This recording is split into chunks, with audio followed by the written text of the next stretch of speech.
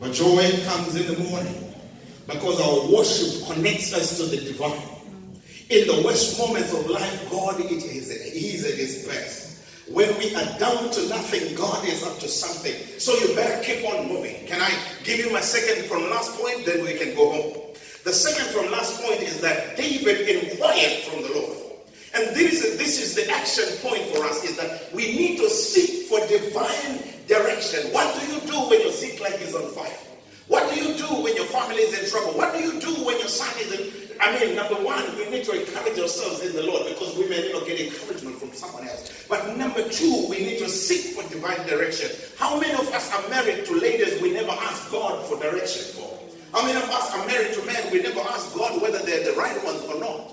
How many of us have made it to church and how many of us have made it to church but we've never even asked God for traveling mercy? How many of us, because God can preserve us, does not mean that we have done the right thing? Hello? Yeah. Well, I'm telling you, there are so many we have matriculated in universities, but we never asked God whether this was the right choice or not.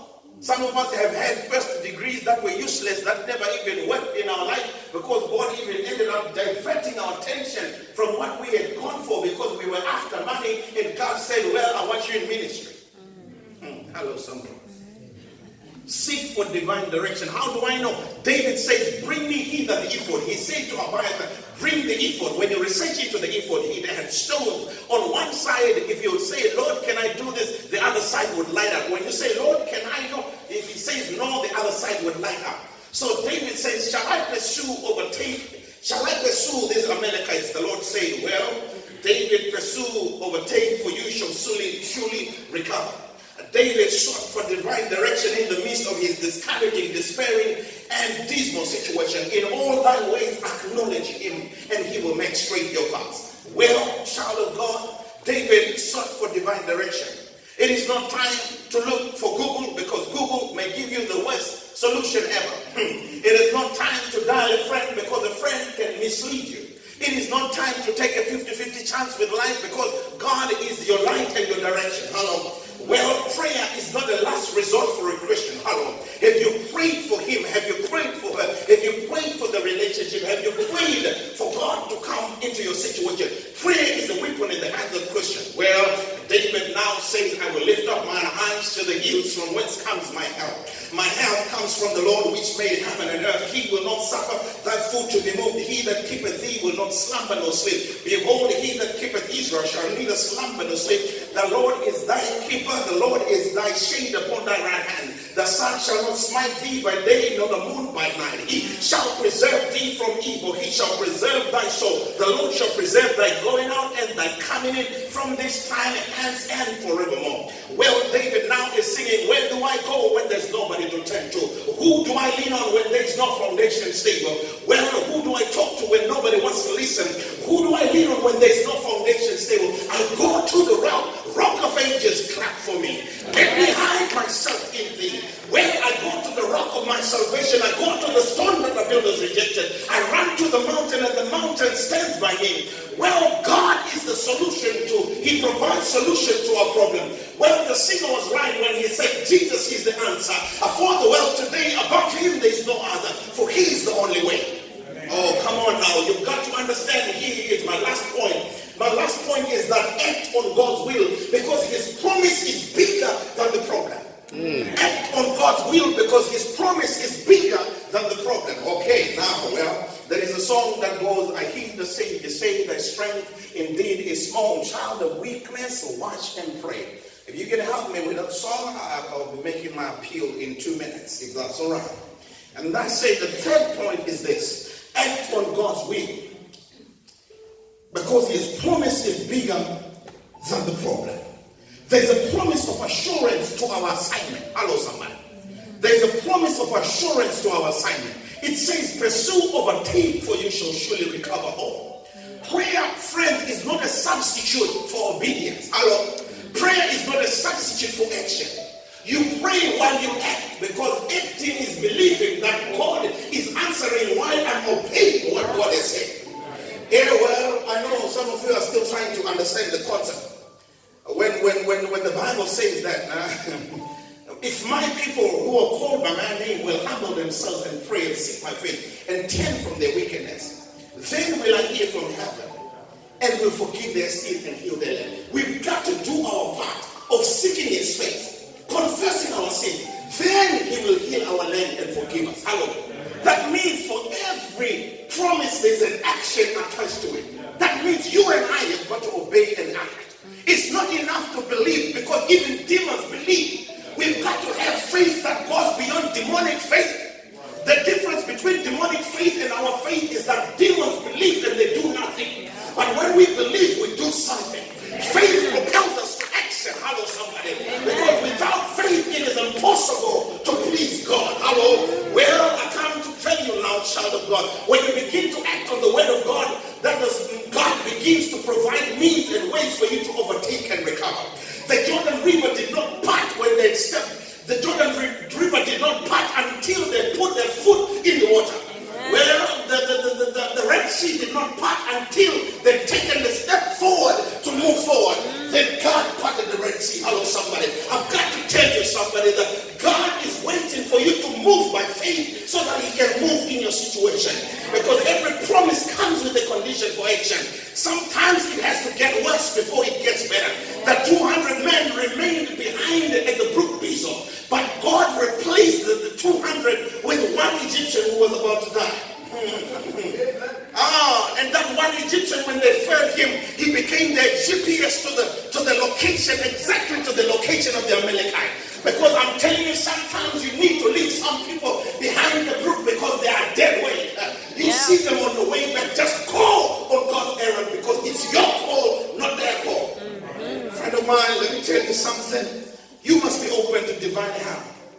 Sometimes not everybody will go with you to your battle. Some will get weary and remain by the brook. But don't be offended, just let them go. You'll see them on your way back. For Naaman, his divine help was the Hebrew slave girl who had nothing but only remembered that there is a God in Israel. For Jesus, it was Simon of Cyrene, the brother from the continent, who carried his cross. And then Jesus said, when you carry my cross, I will carry your cross of sin. Well, even for Elijah, it was the widow of Zarephath, an outsider, a foreigner. I thought to myself, God, could you not have found an Israelite widow who had at least a bucket of flour and a bottle of oil? Did you have to look for one who had literally nothing? Because out of the impossibility of our situation comes the power of God. In our weakness, his strength is made perfect. Hello. The more impossible it looks, the more the miracle. Hello, somebody. Well, can I close this thing now, Elder? There was another Ziklag that was on fire. And that Ziklag was Eden. It burned down because of sin. Hello, somebody. Not literally, but I'm just talking about the fire that would come when we sin. Eden is burned, and now the Ziklag of Eden is on fire. And Jesus said to the Father, shall I pursue, overtake, and recover? And God said, pursue, overtake, and recover. And Jesus stepped into humanity, and he came down for men. And Jesus came through Adam. And Adam was told, tell Seth that the Redeemer is coming. And Seth was told, tell Enoch that the Redeemer is coming. Enoch, tell Methuselah that the kinsman Redeemer is coming. Methuselah, tell Noah the Redeemer is coming. Noah, tell Terah the Redeemer is coming. Tell Terah, tell Abraham the Redeemer is coming. Abraham, tell Isaac the Redeemer is coming. Isaac, tell Jacob the Redeemer is coming. Jacob, tell Judah the Redeemer is coming. Judah, tell Perez the Redeemer is coming. Perez, tell Hezron the Redeemer is coming. Hezron, tell Obed. Obed, tell Jesse. Jesse, tell David. And Jesus is born from the tribe of David. Hello, somebody. And unto us a child is born, and the government shall be upon his shoulders, and his name shall be called Wonderful, a Counselor, the Prince of Peace, the Mighty God. He hung on that cross on that Friday evening because he was reconciling man back to God. He died of a broken heart. He died looking like a sinner, and he died as a sin. He became sin for us. As he died, the Roman soldier made the best mistake ever. That does not make for good English, but it makes for good theology. Yeah. It was the best mistake he could make. Took a hand spear, pierced the side of Jesus. What he did not know is that he opened a fountain filled with blood. drawn from him I was vain, and any and every sinner plunged beneath that flood loses all the guilty stains. Friends, the Bible says David got there from sunset to sunset the next day. They slew the Amalekites, recovered their wives and children, and got even more from what they had lost. But this time, elder, they were not going back to Ziklag. While they were fighting the Amalekites, God allowed Saul to die, so that David would no more go back to Ziklag, but he would go back to Jerusalem. Sometimes God will have to break us to bless us. Sometimes it's character building. It's not God being cruel. He's preparing us to be able to handle the greater blessing of the throne. How can you handle the throne when you cannot handle the valley? How do you handle the big battles when you cannot fight the small battles and win? How can you handle the million when you can't return the small tithe?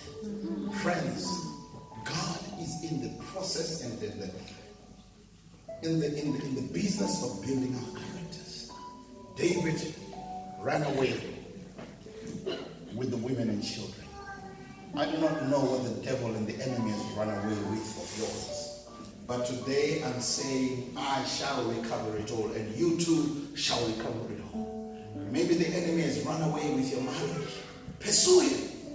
Overtake and recover. Using the tools we have talked about. He's run away with the children. Maybe they're not coming to church no more. He's run away with your hope. You don't have hope no more. Maybe you're a decided single person for the rest of your life, but you don't have peace in your life. He's run away with your peace. Ask God to give you peace that passes all understanding. I'm going to pray. I don't know what it is that the Amalekites have run away with of yours. But all I know is that Jesus is able to restore if we obey that which he wants us to obey. We obey his will. If there is something that the devil has taken from you that you want God to restore, just stand with me. I'm going to pray.